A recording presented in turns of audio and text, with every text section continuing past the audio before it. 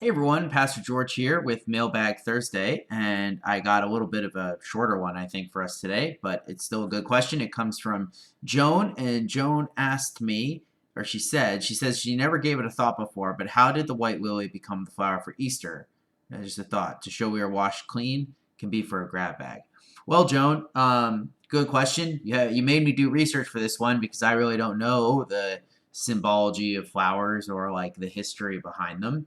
But I wasn't really surprised to learn this particular one. So, generally, a lot of the traditions, I put these in quotes, scare quotes, because a lot of them are actually quite recent in church history and not very old. Usually come about recently and kind of due to new discoveries or just different tastes and changing moods and things like that. And so Easter lilies actually only became a thing quite recently, in the late 1800s and really into the 1900s. And that's because, funnily enough, they were discovered in Japan, which I didn't know, where they were growing, and they were brought into the West, and they had very nice bulbs, things like that. That was very impressive, and so basically our modern stream of Easter lilies that we use for our church probably have their root in the ones that were found in Japan, which is kind of fun, especially for someone like me. But it's usually probably one of these things where people start doing the practice and then attach significance to it in the past, right? We do this with all sorts of things where like you start to do something and then you go, oh, this has to do with this thing because we just want to do it, right? So certainly the color of the lily, which is white, falls into the general theme of Easter, right? In liturgical churches that follow the calendar, which we do, but not really. We mainly just change our colors. White is the color of Easter and Eastertide, and so having a flower that has that natural color is good. What also helps with the lily is that it's mentioned in the Bible, and this is uh, kind of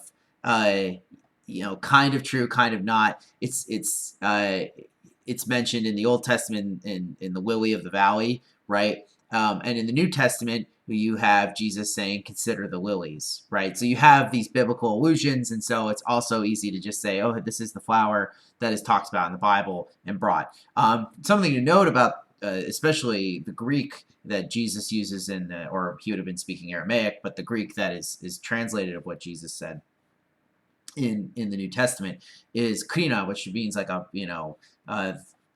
which can mean lily, but it really kind of refers to the variety of flowers that were present in the place where Jesus is. It wasn't very specific, right? When we say lily, we mean something like a very specific type of flower. I know nothing about flowers, but I assume when we say, a rose, a lily, hyacinth, whatever, we're thinking of a very specific type, right? We're not just talking about a broad group, which is what Jesus was talking about in that sense. So you have a biblical connection there, but it isn't, very strong. Generally, it seems as though it just kind of became a practice because it kind of fit, right? It was nice and it kind of fit the Easter season, and so people just adopted it, and it's kind of become a tradition ever since, So it's nice, but there isn't actually a ton of meaning, or if there has been meaning, it's kind of been put back onto it. And I actually found, just a side note, found it kind of interesting that as I was